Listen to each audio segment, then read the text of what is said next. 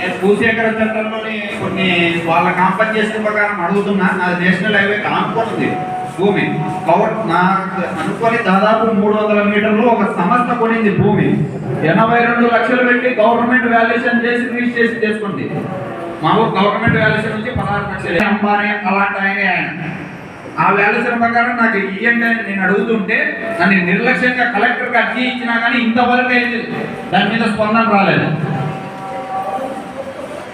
Direct power గ్రిడే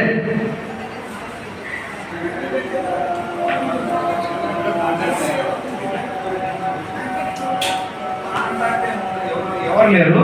direct MRO గారు guidelines ప్రకారమే నడుస్తుంది. అది రేవుకుంటాను.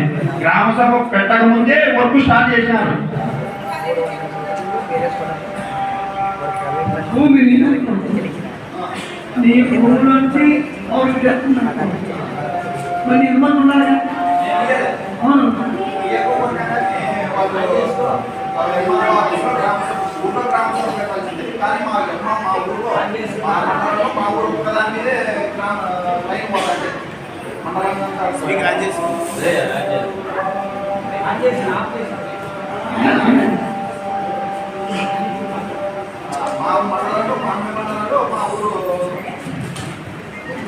పామిడి మండలంలో రామరాజుపల్లికి ఒక్కటే ఆ పవర్ గ్రిడ్ లైన్ అవుతుంది.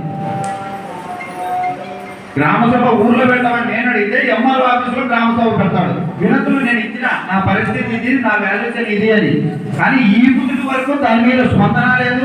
ఏదో 30% ఇస్తాం, 6 పోతుంది, నీ వైర్లు పైన పోతున్నాయి కదా, నీ 30% కదా ఇచ్చేది అని అంటుంటే నేను ఆడికి ఫైట్ చేస్తున్నా.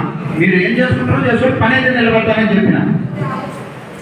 నువ్వు వెంటనే ఏదో రాయండి సంప్రదించి కోర్టులేదు ఇక్కడ వేరే మాట్లాడాలి. వెంటనే కోర్టులేదు. లక్ష్మీ చెన్నై గారు వచ్చారు.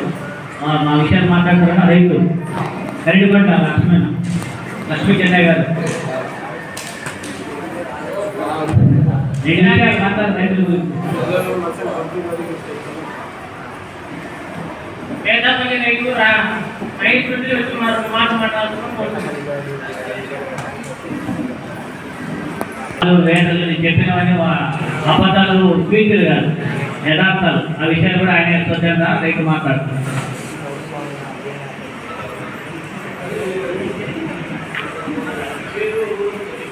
పేదపల్లి విజయవాడ అనంతపురం జిల్లా. అది దగ్గర పొలం కవర్ తోట, మామిడి తోట. ఈ 4 బోర్లు నీళ్ళు పట్టుకుంటాం, నీళ్ళు పట్టుకుంటాం, 2 ట్రాక్టర్లు తెచ్చుకోవాలి, 2 జేసీబీలు తెచ్చుకుంటాం, నీ పిల్లలకు తగ్గిస్తాం, నీ మనలకు తగ్గిస్తామని చెప్పేసి ఏదో తొలగేట్లు తీసుకుంటామని చెప్పి వాళ్ళు ఈరోజు తవ్వకాలు పెద్ద పెద్ద బిల్డింగ్లు కడుతున్నారు. పొలం ఏం పైకి రాకుండా చేస్తున్నారు. 30 ఏళ్ళ తర్వాత కాదు, 100 ఏళ్ళు కానీ పొలాలు తిరిగి రావు. దయచేసి పొలాలు మాత్రం ఇవ్వాలి. వీడు బతుకుంటారు నా పొలం మాకుంటే వాళ్ళ చేతుల్లో పోయినాక మనం లోపల కానీ కనీసం మంచి ఎంపీ కానీ లేదు, మనకి మనుషులు కానీ లోపల రాలేదు. అయితే మాకు చాలా పొలం మాత్రం దయచేసి మొత్తం 12 ఎకరాలు అంటే 3.5 లక్షలు అంటే రోజు 1000 రూపాయలు గుర్తకిచ్చిన 2